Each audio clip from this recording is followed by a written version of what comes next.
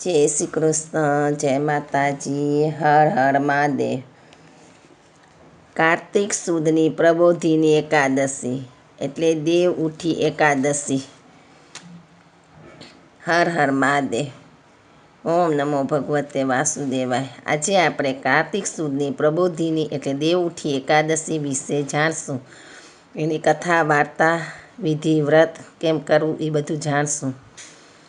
કાર્તિક સુદની પ્રબોધિની એકાદશી। યુધિષ્ઠિરે ભગવાન શ્રી કૃષ્ણને પૂછ્યું, હે કૃષ્ણ, કાર્તિક મહિનામાં શુક્લ પક્ષમાં આવતી એકાદશીનું નામ શું છે?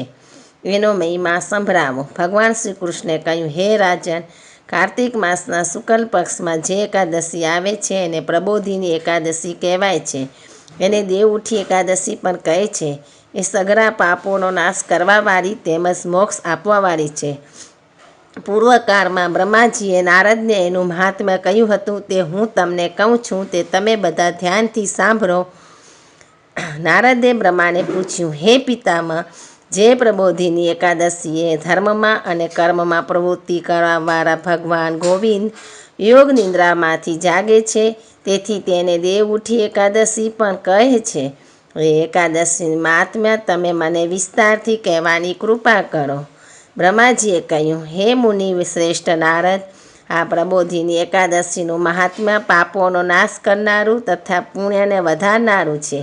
એટલું જ નહીં પણ એ પ્રબોધિની એકાદશીનું મહાત્મ્ય જ્ઞાની પુરુષોને તો મુક્તિ અપાવનારું પણ છે।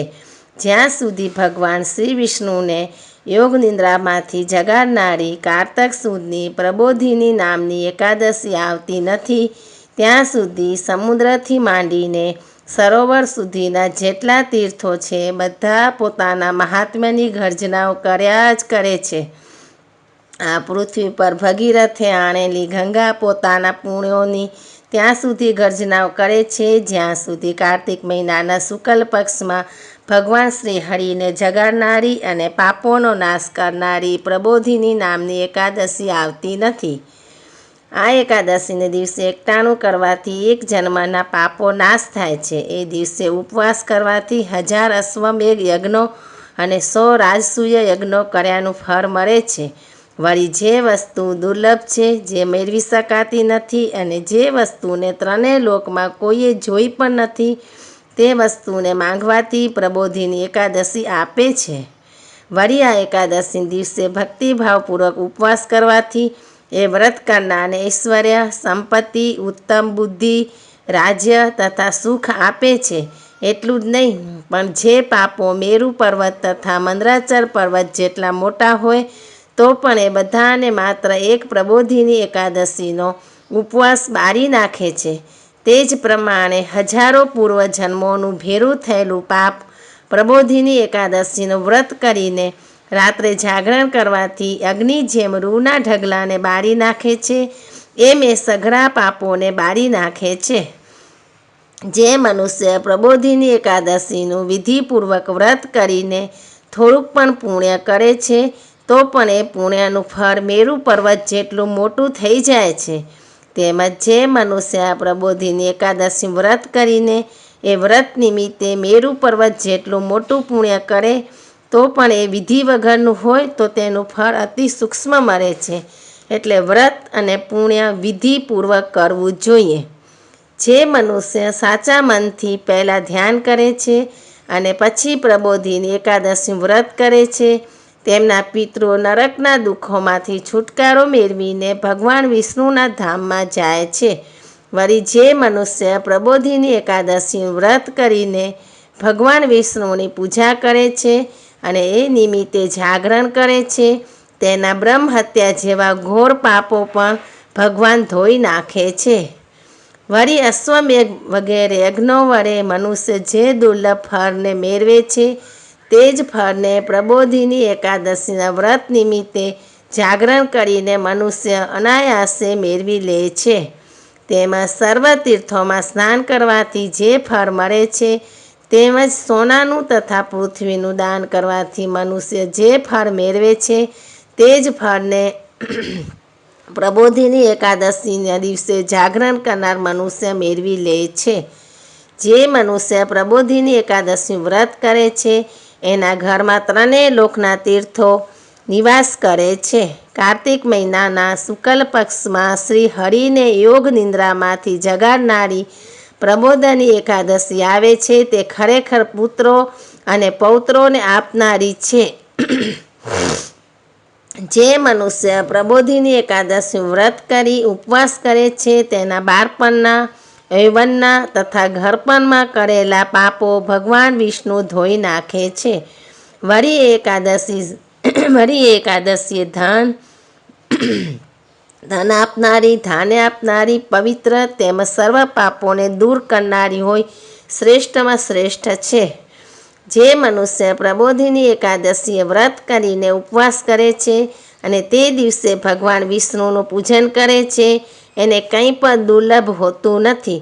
ચંદ્રના ગ્રહણમાં દાન વગેરે પુણ્ય કરવાથી જે ફળ મળે છે તેનાથી 1000 ગણું પુણ્ય ફળ પ્રબોધિની એકાદશીએ વ્રત કરીને જાગરણ કરવાથી પ્રાપ્ત થાય છે.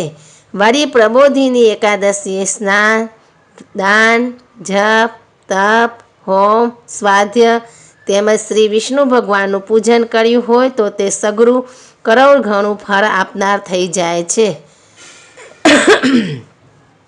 વળી જે મનુષ્ય ભગવાન વિષ્ણુના ભજનમાં તત્પર રહીને કાર્તિક મહિનામાં પારકા અન્નનો ત્યાગ કરે છે એને ચાંદ્રાયણ વ્રતનું ફળ મળે છે.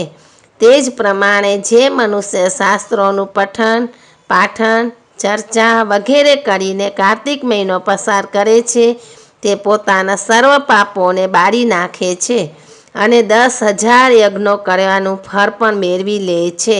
કારણ કે કાર્તિક મહિનામાં શાસ્ત્રોની કથાઓ કહેવાથી, તેમાં સાંભળવાથી ભગવાન વિષ્ણુ જેટલા પ્રસન્ન થાય છે એટલા યજ્ઞો, દાનો તથા જપ વગેરે કરવાથી પ્રસન્ન થતા નથી. માટે કાર્તિક મહિનામાં કથાઓ સાંભળવી ખૂબ જ ઉત્તમ છે. જે મનુષ્યો શુભ પુણ્ય કર્મથી યુક્ત રહી ભગવાન વિષ્ણુની કથા કહે છે અથવા તો સાંભળે છે, તેમજ શાસ્ત્રોના એક અથવા અડધા શ્લોકને કહે છે અથવા તો કોઈની પાસેથી સાંભળે છે તે 100 ગાયોના દાન કર્યાનું ફળ પ્રાપ્ત કરે છે. એ જ કારણને લીધે કાર્તિક મહિનામાં ભગવાન વિષ્ણુની સામે શાસ્ત્રોનું વાંચન કરવું જોઈએ અથવા તો કથા વાર્તા સાંભળવા જોઈએ. જે મનુષ્ય માત્ર લોક કલ્યાણ માટે જ ભગવાન વિષ્ણુની કથા કહે છે તે મનુષ્ય પોતાના 100 કુળોને તારે છે. તે જ પ્રમાણે જે મનુષ્ય કાર્તિક મહિનામાં વિશેષ કરીને ભગવાન શ્રી વિષ્ણુની કથા સાંભળે છે તે 1000 ગાયોના દાન કર્યાનું ફળ પ્રાપ્ત કરે છે. તે જ પ્રમાણે જે મનુષ્ય પ્રબોધિની એકાદશીને દિવસે ભગવાન શ્રી હરિની કથા સાંભળે છે તે મનુષ્ય 7 બેટોવાળી પૃથ્વીનું દાન કરવાથી જે ફળ પ્રાપ્ત કરે છે તે ફળને પ્રાપ્ત કરે છે. એમાં સંશયને સ્થાન નથી. માટે 11ની વાર્તા સાંભળવી જોઈએ. વળી જે મનુષ્ય ભગવાન વિષ્ણુની કથા સાંભળ્યા પછી કથાકાર પુરાણીનું પોતાની શક્તિ અનુસાર પૂજન કરી દક્ષિણા આપે છે તેને મૃત્યુ પછી અક્ષય અવિનાશી લોક પ્રાપ્ત થાય છે. વળી જે મનુષ્ય ગીત, ભજન અને ધાર્મિક પુસ્તકો વાંચવા માટે, ધાર્મિક કથાઓ સાંભળવામાં કાર્તિક મહિનો પસાર કરે છે એનો પુનઃજન્મ થતો નથી. જે મનુષ્યો કાર્તિક માસમાં ગીત, ભજન, ધૂન, કીર્તન વગેરે વાજિંત્રો સહિત કરે છે તેમજ ભગવાન વિષ્ણુની કથા ભક્તિભાવપૂર્વક કહે છે તે મનુષ્યો મૃત્યુ પછી 3 લોકમાં બિરાજમાન થાય છે. કાર્તિક માસમાં પ્રબોધિની એકાદશીએ ઘણા સુવાસિત પુષ્પોથી, અનેક પ્રકારના સ્વાદિષ્ટ ફળોથી તેમજ કપૂર, અગર, ચંદન તથા કેસર વડે ભગવાન શ્રી વિષ્ણુની પૂજા અવશ્ય કરવી જોઈએ. કારણ કે તેથી મનુષ્ય પુનઃજન્મ પામતો નથી. પ્રબોધિની એકાદશીના દિવસે ધનની કંજુસાઈ કરવી જોઈએ નહીં. કારણ કે એ દિવસે દાન વગેરે કરવાથી અસંખ્ય પુણ્યની પ્રાપ્તિ થાય છે. પ્રબોધિની એકાદશી વ્રત કરીને એ નિમિત્તે જાગરણ કરવાથી દરેક મનુષ્ય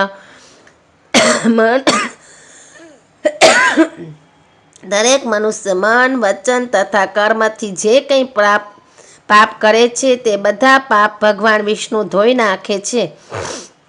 એટલું જ નહીં પણ એ વ્રત કરનાર તેના સેંકડો જન્મોના ઉત્પન્ન થયેલા બધા જ પાપોમાંથી છૂટી જાય છે. પ્રબોધિની એકાદશી દિવસે વ્રત કરીને ઉપવાસ કરવાથી ભગવાન વિષ્ણુને ખૂબ સંતોષ થાય છે. એમનું પૂજન કરવાથી અગણિત પુણ્ય પ્રાપ્ત થાય છે અને વૈકુંઠ ધામની પ્રાપ્તિ થાય છે.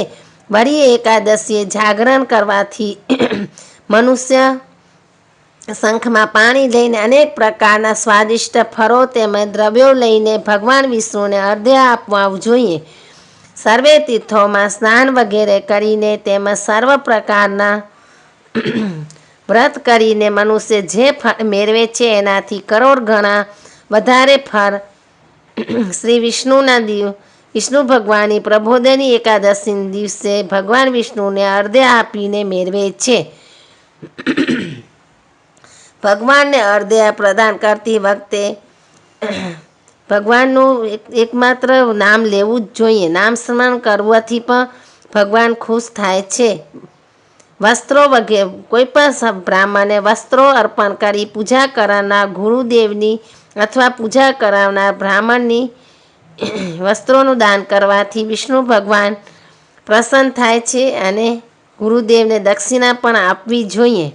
જે મનુષ્ય કાર્તિક મહિનામાં શ્રી વિષ્ણુ ભગવાનની પૂજા કરે છે તેમજ પુરાણનો પાઠ કરે છે એને એક કરોડ ઘણું ફળ પ્રાપ્ત થાય છે. જે મનુષ્ય કાર્તિક મહિનામાં શાસ્ત્રોની કથા વાર્તા સાંભળે છે અને વૈષ્ણવ વ્રત એકાદશીનું વ્રત કરે છે તેના સઘળા પાપો ભગવાન વિષ્ણુ બાળી નાખે છે અને મૃત્યુ પછી અવશ્ય મુક્તિ પામે છે. વળી જે મનુષ્ય કાર્તિક મહિનામાં વિષ્ણુ ભગવાનના ગરુડધ્વજ શ્રી વિષ્ણુ ભગવાનની પૂજા કરવાથી તેમને અર્ધ્ય આપવાથી અને જાગરણ કરવાથી જે ફળ પ્રાપ્ત કરે છે તે એકાદશીનું વ્રત કરવાથી મેળવી લે છે. શ્રી વિષ્ણુ ભગવાન મધુસૂદન શ્રી વિષ્ણુ ભગવાન અત્યંત પ્રસન્ન રહે છે. વળી હે દેવર્ષિ નારદ, જે મનુષ્ય કાર્તિક મહિનામાં અગત્યાના પુષ્પો વડે જનાર્દન શ્રી વિષ્ણુ ભગવાનને પૂજા કરે છે તો તેના દર્શનથી નરકનો અગ્નિ ઓલવાઈ જાય છે. તે જ પ્રમાણે જે મનુષ્ય કાર્તિક મહિનામાં અગત્યાના પુષ્પો વડે પુરુષોત્તમ શ્રી વિષ્ણુ ભગવાનને પૂજ્યા હોય તો સૂર્ય, ચંદ્ર તેમજ દેવતાઓ જે ઉત્તમ ભોગો ભોગવે છે એવા ભોગો પુરુષોત્તમ શ્રી વિષ્ણુ ભગવાન એને આપ્યા જ કરે છે. જે મનુષ્યની કાર્તિક મહિનામાં ભગવાન જનાર્દનને તુલસીના પત્રો અને પુષ્પો અર્પણ કરે છે તે મનુષ્યનું હે વર્ષ જન્મોનું એકત્રિત થયેલું સઘળું પાપ તે બાળી નાખે છે. તુલસી દલ પુષ્પાણી એ પ્યશંતી જનાર્દને કાર્તિકે સકલ વર્ષ પાપ જન્મો જે તદહેત. કારણ કે તુલસીનું કાયમ દર્શન કર્યું હોય, સ્પર્શ કર્યો હોય, ધ્યાન ધર્યું હોય, તુલસીનું નામ લઈ એનું કીર્તન કર્યું હોય, એની સ્તુતિ કરી હોય, એને રોપી હોય, કાયમ સિંચન કર્યું હોય, હંમેશા એનું પૂજન કર્યું હોય તેમજ નમન કર્યું હોય તો તુલસી પવિત્ર હોઈ સર્વનું કલ્યાણ કરે છે. માટે હે મુનિ, જે લોકો તુલસીની 9 પ્રકારે દર્શન, સ્પર્શ, ધ્યાન, નામ કીર્તન, સ્તુતિ, રોપણ, સિંચન, નિત્ય પૂજન અને નમન દરરોજ ભક્તિભાવપૂર્વક કરે છે તે હજારો કરોડો યુગો સુધી પોતાના પુણ્યનો વિસ્તાર વધાર્યા જ કરે છે. દ્રષ્ટા સૃષ્ટાષ્ટવા ધ્યાતા કીર્તિતા નામત સ્તુતા રોપિતા સિંચિતા નિત્ય પૂજિતા તુલસીનતા નવધા તુલસી ભક્તિ એ કુર્વંતી દિને દિને યુગ કોટી સહસ્ત્રાણી તન્વંતી સુકૃતુ મુનેઃ. તેમજ હે મુનિ, પુરુષોએ રોપેલી તુલસી જ્યાં સુધી પૃથ્વી પર ફૂલે ફાલે છે ત્યાં સુધી તેઓના વંશમાં જેઓ જન્મ્યા હોય અને જેઓ જન્મીને સ્વર્ગમાં ગયા હોય તે બધાનો કલ્પકાળના હજારો વર્ષો સુધી વૈકુંઠ ધામમાં વાસ થાય છે. હે નારદ, દરેક પ્રકારના ઘણા પુષ્પો તેમજ દરેક પ્રકારના ઘણા પાંદડાઓ ભગવાન શ્રી વિષ્ણુને અર્પણ કરવાથી જે ફળ મળે છે તે જ ફળ કાર્તિક માસમાં તુલસીનું માત્ર એક જ પાન શ્રી વિષ્ણુ ભગવાનને અર્પણ કરવાથી મેળવી શકાય છે. કાર્તિક મહિનાને આવેલો જોઈ શ્રી મહાવિષ્ણુનું કોમળ તુલસીના પાન વડે નિયમપૂર્વક અવશ્ય પૂજન કરવું જોઈએ. કારણ કે સેંકડો યજ્ઞો વડે દેવોનું પૂજન યજ્ઞ કરીને તેમજ અનેક પ્રકારના દાનો દઈને મનુષ્ય જે ફળ મેળવે છે તે જ ફળ કાર્તિક મહિનામાં તુલસીના પાન વડે પૂજન કરવાથી મેળવાય છે. ઇષ્ટવા ક્રતુ સત્ય દેવાન દત્વા દાનાન્યનેક તુલસી દલેસ્તુ તત્ પુણ્ય કાર્તિકે કેશવાર્ચને. હર હર મહાદેવ. ઓમ નમો ભગવતે વાસુદેવાય.